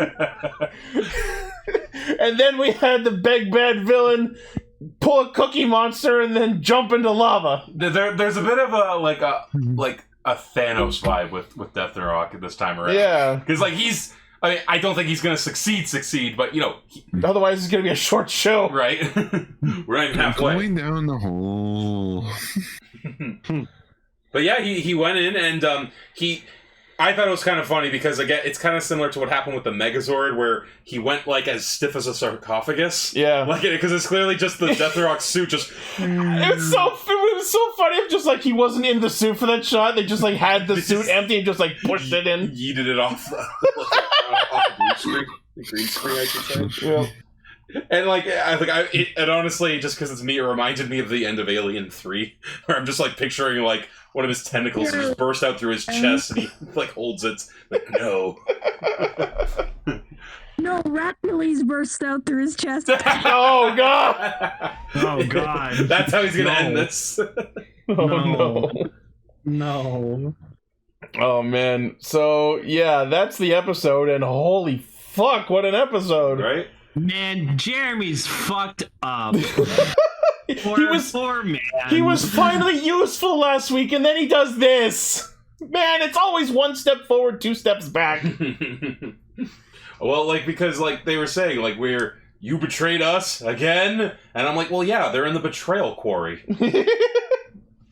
So next week, apparently, all of Chikyu fucking yeah. Apparently, in order to make God King-Ohger happen, they have to have all 20 Shoe Gods have their own pilot, so they recruit all of their retainers and side characters. I just love that Kogane and Boone have to share one. Yeah, that was kind of horse shit. Of course, see...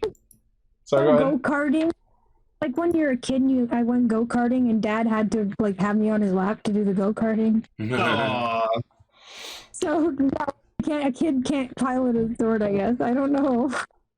All I can say is I took one look at this shot of all 20 of them in the cockpits, and the immediate first thought I had was something I tweeted out last weekend. It's the story of a world named Chikyu, and they knew that it was much more than a hunch, that 5 countries would become a family. That's the way we became the King-Ohger bunch. God damn, sir. The King-Ohger bunch. King-Ohger bunch. There's also, like, just confirm something, though, like, you know, Ragnarok can pilot them. Yeah. So, like, you know, I genuinely think this show may end with peace between humans and Ragnarok. I really do. To round out our Rick and Morty references, peace between worlds! Peace among worlds! Because, like, next week, it's looking like Death Rock is going to go, like, huge. He's going to blow up the Earth or whatever. I think... He's going to blow up the Earth. Nobody knows. I think, you know, that's passe in this show. Like, I know, right? Damn! He blew up the Earth. Where are we going to go? Hey, what's that over there? It's Chikyu. Wait, there's something different about it. It's a fucking Earth. I was thinking that, to be honest, that it was actually going to happen and they would go to Earth, but I really hope that's not what happens. Just pull a Q Ranger. Now we're on Earth for the rest of the show. You know what? I'm surprised they have, like, they're not actually doing that. Right? You expect anything that's like this special effects heavy this early, usually they'd like settle down and like start doing I expected them to like do like actual world locations and sort of like lightly dress them up to look like the locations in Shikyu, but no, they've been pretty consistent with the special effects, and I'm super happy about that. Some people may not like it, but I love my PS2 video game world. Doing like a Mandalorian style screening for everything, which I think is pretty cool. Yeah, it's interesting how they do that. Yeah, it would be if it wasn't the same fucking location. That's consistency. I appreciate it. To be fair, like, yeah, they are using what would, you know, if they were using practical sets, they would still be on the same practical set every time. So, like Game of Thrones does the same thing. You see the same fucking places all the time. If I need to take one more stroll through these gardens, I'm gonna throw myself off the cliff. Olena, see God, that I love Iron her. Throne one more fucking time. Get off my yard. Hey, fuck you, old man. He's told this conversation to 3 others. I'm gonna throw myself off the cliff that I've seen like 400 times in different shots. So what I think might happen, I think next episode will be the end of Deathnarok, and we may get a new like villain. I think they might legitimately just do Deathnarok the 9th. Like, honestly, like he's his reborn. Son. Like this, like his son or something. This episode we just had is just the beginning of Deathnarok telling the audience the secret true history of the Bugnarok. I think Deathnarok is not finished yet.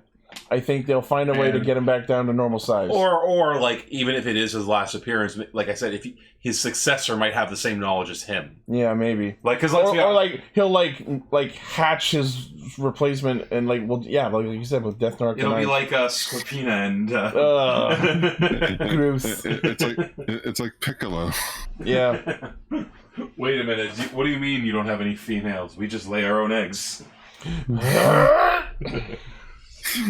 The albino Namekians. That's an interesting idea, actually. What if Hercules and Deathnarok like fuse? Oh, I don't know. Ragnarok? God, it would just be Ragnarok. Deathnarok. Elise? Deathnaracules. Oh, Deathnarok, these nuts! Got it! Wow. Ragnarok. Ragnarok. Ragnarok! Because he's trying to end the world! Oh no! Oh my fucking god. Oh my god! Tethicles. Tethicles. Alright. As much fun as I'm having talking about the most amazing show of all time, it's time to talk about something else. No, it isn't. Oh, do we have to? Yes. Do we? I don't have to. I think that's my cue to leave. Yeah, you're gonna get the fuck out of here. Yeah, bye, so. Always a pleasure, guys. I had a good time watching. Bye. I had a good time watching King-Ohger, and oh god, I don't want to buy Zords at this point in my life. I might have to. Yeah. All right. Well, thank you for joining us. Yes. Time for Geats.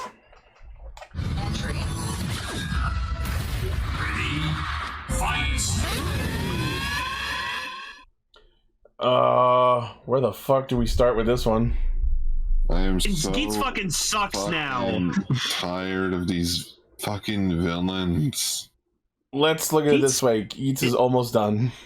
It's so stale now, and yet man. somehow they pulled like 3 new games in this one episode alone. It's just, welcome to the finale of the game. It's like, oh, for fuck, just, guys, guns. Just guns. Kekara just became the Jigsaw Killer. Yeah, Kekara just goes like full villain, and it's like, alright, well now I'm done with trying to raise you, so now I'm just going to oppose you. Okay, you know what? There is one thing that I gotta say. Screenwriting wise, what he's talking about is pretty good. I just feel like the show is failing at the execution of its direction. Yeah. Like, especially with the final scene with Kekara. I just like, alright, so I understand Kekara wanting, alright, so we're gonna focus on Tycoon, so I need the others to be out of the way. How do we gently shuffle them off of this episode? By turning them into fucking plushies. No, it's so stupid. Just have it be that. It's like, you know, Tycoon, Kakera, I'm here to settle things once and for all, one-on-one. But here's the thing, he already locked him in a building. Like, they didn't need to... Yeah, oh my god, yeah, that's the... Oh, that makes no fucking sense. Oh, fuck. What my problem is where the show is near its end now is the problem is that all these characters have already gotten like their development. They've gotten what they wanted. What else is there? Ace got to see his mom. Buffa got fucking the power to destroy all riders, and he got to do that. Kawa, sure, he hasn't gotten peace, but he lost his sister, and then he got his sister back. Love. Buffa still doesn't have his final form.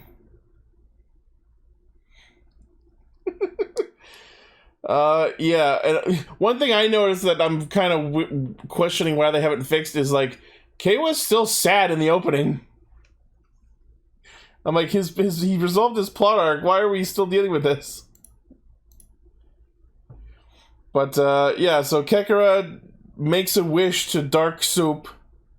Hold on, I think I'm having more Discord issues. Hold on.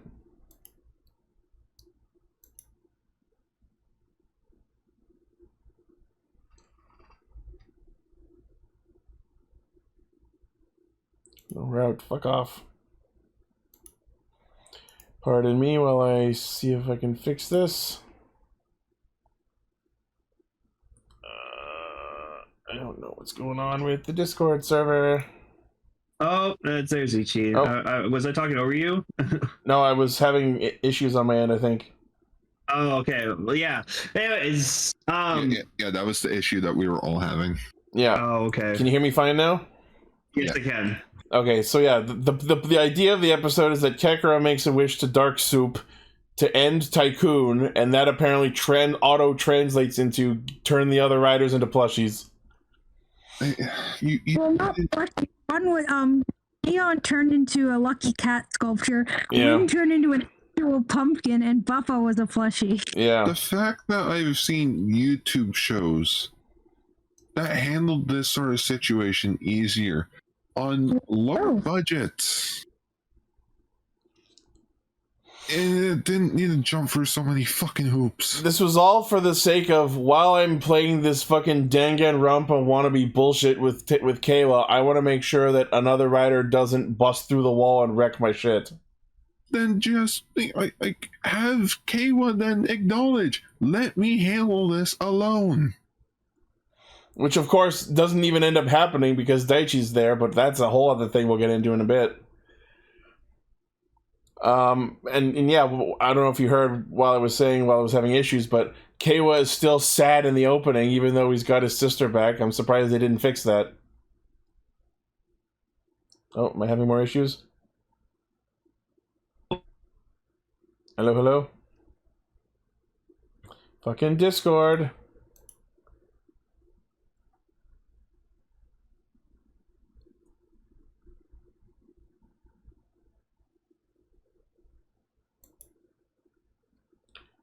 Fucking Discord is doing a thing today. Where do I change the goddamn server?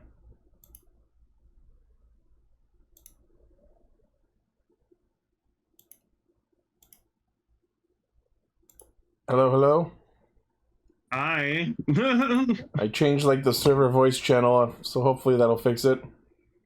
Okay, as I was saying, I guess everyone missed my tangent. I went on a few minutes ago. Yeah. No, what I was saying was like, for some reason, when KO had tension into Bujin's sword, they had to like change his helmet a little bit. Yeah, because he's not emo anymore, so now he has actual red eyes in the helmet and not just the under the visor. Yeah, so I was like, oh, okay. I will say though, because you have to like ramp up forms in Kamen Rider, he starts out as ninja form when he fights this episode. But I have to say, when he switches from ninja form to Bujin sword, I really fucking love that sequence. Yeah, no, it was really cool. Him using his dark powers, but no longer being dark about it. That was cool. Yeah. Yeah. No, like, I feel like, and then like Daichi's trying to be like getting redeemed, and I'm just like, no, you absolutely have to do unearned. This with him. I think someone posted. I think so. Like Daichi and Keiwa have this conversation where it's like, I'm trying to atone for the wrongs I've done. I've done so much wrong, and Keiwa's like, yeah, I've done some bad shit too. Bro, you are not in the same league as the amount of terrible shit Daichi's done. I think someone posted in our memes channel earlier like a list of what Keiwa did and a list of what Daichi did, and I think someone needs to pull that up because they are not similar in length. Like Keiwa started a gang of assholes, beat up the dude who murdered his sister. Meanwhile, Daichi committed bioterrorism and a lot of other terrible shit. Yeah, I love Daichi showed up and he's like, yeah, I'm a Jamato, so fuck you. I'm not a writer anymore. What's Jamato with you? What up? Yeah, basically, he basically said, what's Jamato with you? Also noticed that I think that the those big orb things that Kekkara eggs summoned, they're frog. Yeah, yep. Frags. Yeah, they're also, frog. He tried to block Tycoon's rider kick with his tongue. That was gross. Death. Sorry, say again? By Death by eggs, yeah. Death by eggs. Yeah, so Regard was cool. Jito just pulls the Zillion driver out of nowhere. No, but then we find out at the end it's like the other fucking guy, and he's like, oh yeah, I just made him up. He's my OC, do not steal. See, Decker, you don't like Regard's design? I think it's cool. I know they Regard took parts from the Assault Wolf. Yeah, Kamen Rider Regard is literally just Gazer, palette swapped, and then they stole the Assault Wolf chest piece. It's kind of dumb. It's very very Hellstar Remina. Like this is better than fucking Solomon and whatever the fuck Storius was at the end. It was literally Storius. Yeah. Kamen Rider Storius. I don't like thinking about Saber. Yeah. I have mixed feelings, but we've talked about that. But yeah, so we get Jito becomes Kamen Rider Regard. So now we've had Glare 2, Regard these nuts, Gazer, and Regard Omega. As Suel takes it. He gets like an eye. Yeah. The eye opens up in the helmet. Ooh, it's so different. Steal candy from babies and small businesses. No avail. The eye was cool. The eye was cool. Yeah, I like the eye. Cool. So I said it's very helpful. He should have been like Kamen Rider Disregard. Oh, actually, that would have been a cooler name for the second version. Exactly. Disregard. No. Regard should be the one with the eye open, and Disregard should be the one with the eye closed. Oh, there you go. That would have been kind of cool. But just I don't know, and then sorry. The last thing for me for the night, the whole eye thing. A lot of people were pointing out that it's very similar to how the Great Shocker Leader by the end of Kamen Rider was revealed to just be a singular eye type of creature. Oh yeah. So people started to theorize that what if the Great Shocker Leader was from the future? I guess I can see the parallels, but I don't think the Shocker Leader owns the fucking patent on being an eyeball. Oh, but it's just like it's very similar of just how like one singular yellow eye surrounded by red and all that, and it's just like, yeah, that's pretty neat. I like that similarity. Yeah. The eye of Sauron, actually, as you described it. And now I'm gonna go get a drink so I'm ready for the blazer. It's the eye of the beholder. Because audience. Is that why the beholders in D&D are called that? Because the eye of the... Oh my god. Yes, absolutely. My god, I never thought that. Oh my god. Oh my god. So, of course, Ace being our protagonist, or MC... My mind is blown. he breaks out of, he curse. does the exact same thing Samori did basically, and breaks the curse. He's still the god of creation, but he breaks out of the albino curse. Yeah, because of course we're going to see albino Ace for the rest of the show. What were we saying, Emily? I just said I thought he looked so cool with white hair, but I mean, yeah. I just really like white hair. I barely recognized him, honestly. I had to will myself to remember this is Ace. Decker, can you make that suit gray for me, please? Thank you. Maybe blue for Ichi as well. Thank you. And orange trim. I gotta say, despite being a gigantic fucking asshole, I admire the way Kekra went out like a boss, just doing his classic pose. Yeah, Kekra, I'm going to miss him. I think he was my favorite villain this season. I wish he would have reverted back to his statue form. That would have been amazing. Then he just exploded into pieces. they just practical explosion the statue. Yeah, oh yeah, they just fucking detonate it. Yeah, detonate with a charge. I just realized something. Mm-hmm. The reason that his wish turned everyone into inanimate objects is because he spent most of the season as an inanimate object. Oh, that's a nice parallel that I did not think of. Anyways, you know what I want? I want a premium Bandai Kekra? small desk buddy Kekra. SH Figure Art Zero Kekra. Yeah, Figure Art Zero Kekra. Let's fucking do it. Kind of surprised they haven't, to be honest. Yeah.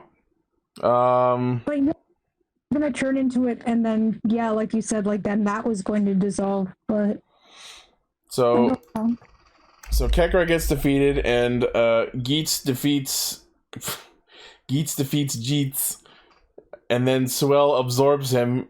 Thank you for killing my OC. My turn. And then he goes, time for yet another game, the Desire Grand Prix finale. And I'm like, ah! I know that this is I'll talk about it when we talk about Geats as a whole, but this is definitely one of my big problems. Oh, look at that! That looks so cool. It's grayer. I like it. It's gray. Oh, you can make the Vision Driver gray. I'm just kidding. Grayer. Kamen Rider Grayer. Grayer. Yep. We need the blue one. So yeah, as this new game starts up, Dark Soup walks up to everyone, and instead of saying congratulations, she's like, my condolences. Everyone's a Kamen Rider. Oh, I didn't pick up on that. That's fucked up. Yep. Damn. I think the first one they handed it to was the housewife from the start of the show. Oh, no, but she died. Well, she's alive again in this world. Everyone died in that first episode. Yeah. So yeah, the episode ends with Suel becoming Regard Omega and darkening the world, or putting up some sort of Jamar area around the entire world. And then next week's episode looks interesting. So on one hand, there was a shot where I think Dark Tsumuri did a henshin kind of pose, and now I'm worried, are we gonna get Kamen Rider Tsumuri this late? Well, we got Blaze. Kayla made his world where everyone came back, and then Geats reverted it back to the previous world, so then everyone continued to stay dead or retired. I don't know. It's really impossible to keep fucking track of anymore. This has gone. This has gone beyond my ability to pull off the Zeo whiteboard bullshit that I did. I remember that. And also, my favorite shot in the episode preview is, remember that shot in the opening of Tsumuri and Ace standing in the rain, and then she pulls the gun on him? I'm pretty sure they're doing that shot. Yeah. I don't fucking remember. Jesus Christ. This episode, we got the shot of Ace breaking out of the thorns, like in the opening, and next week we're gonna get the shot of Tsumuri and Ace in the rain with her pulling the gun on him, like in the opening. So I'm super excited to see that. Remember back in Drive, we kept seeing the Charteron driving to those spikes, and we were like, that's got to be at some point in the show, and then they actually did it. We're like, yeah. Yeah, that's the thing. Every season they have one shot in the opening that happens in the last 10 episodes. We never ever got fucking Revice. We never got what's his face, freaking like in the suit, being like a demon or whatever. We never got that shot ever. Oh, of Icky being a demon. Yeah, Vicky. Yeah, Yeah. in the suit. Never got that. But yeah, so Geats, I'll say that I enjoyed the Kekara part of the episode. The rest of it was kind of Daichi is trying to earn his atonement, but it is absolutely fucking undeserved. Undoing your terrible terroristic acts does not apologize for doing them in the first place. Yeah, like Buffa fucking apologized to Sarah. And it's okay, you didn't mean it. Like it generally wasn't Buffa's fault. He did not know who he was fighting. No. But anyways, we're done with that plot line, and we can finally just focus on finishing the show and being done with it and getting the gotcha. Let's just say, like, I was watching everything this morning, and like I watched Geats, and I was just kind of watching it, and I was like, okay, yeah, this Geats. And then I was watching King-Ohger, and I was like, oh fucking boy, like, Geats. I don't know, like I said. Unfortunately, one of Geats' problems is that it's airing alongside King-Ohger. Yeah. That's such a shame. I guess I should also announce this. So I said I was going, like, I pre-ordered some Gotchard stuff, and like unfortunately I decided to cancel my pre-orders just because, like, I think I'm just slowly losing interest in like owning like Toku things, and or at least I'm not gonna hype myself up enough to buy things so much anymore. So I was hoping you'd have the belt on hand when we do our unboxing video of the cards, but that just means we'll have to use them in my DN driver instead. I know, I'm so sorry for that, but like we'll still get the booster boxes. We'll open the packs. That'll be fun. So yeah, I just kind of want to be a grown adult about this. I do, however, still have my Memorial Gearlinger pre-ordered because I do want that, because that thing is fucking awesome. So yeah. All right. Well, that is the episode, and that is Castranger for the week. King-Ohger is still great. It's so fucking good. Yeah, I have some things to say about Geats at the very end. So. All right. Well, first off, before we close off, I want to thank our active patrons, which we have a new one this week, actually. Oh, hello. In addition to our good friends Blaze Armorhide, Sentai VT, and Midas the Fool, new patron this week is Zachary Cook. So thank you very much for pledging to our show. Thank you. Yeah. And Jikai, Radio Sentai Castranger. Ooh, this is going to be fun. Our special topic for next week is going to be the Juga versus Olteka movie. Oh, are we getting more George? More George! Yeah. More George! I love my George, man. He's the best. Yeah. One of the best rider characters ever conceived. Very excited. Guys, I am back with Nuggies. You have nugs? I want some! Guy, we're talking about George next week. Yeah. I might be on. Alright. Because we're going to Fan Expo next weekend. Oh, Vegas says the new patron is him. Well, I didn't know from the name that was on the thing. But yeah, thank you. We know Vegas' name! I just doxed you, I'm sorry! Oh, shit. Alright, well... I also just noticed, I haven't been on for when we talk about any of the post-Revice stuff, despite the fact that I've mentioned that Revice is my all-time favorite rider. Yeah, what the hell? Yeah, fucker. What the fuck, man? I'm tired. I'm tired too, trust me. I worked 6 days straight this week. I really have to pee, so we need to finish. Anyways, thank you, everyone. Fucking stop it, please. You just creeped out everyone wearing headphones. Including me. Anyway, thank you all for listening, watching, liking, favoriting, sharing, subscribing, hitting the bell, and being awesome. Our primary hijinks source is castranger.podbean.com. From there you can find our Facebook, Twitter, Patreon, Discord, merch store, all of our cool shit. Buy the baby onesies. Let us know what you thought of these episodes in the comments. Let us know if there's anything you'd like us to cover in a future episode, and we will see you next week. When are we going to talk about more VR troopers? Says the man who decides the schedule. Next year. We'll talk We need about, to talk about more next year. Captain Power, man. Oh, all right. There's time for everything. Where's the DVDs? Have them. DVDs. Like for real, what did happen to those DVDs? I probably still have them somewhere. I don't know. All right, bye. Stay Sentai, everyone. Also, when we start Gotchard, there will be a new thing instead of Stay Sentai.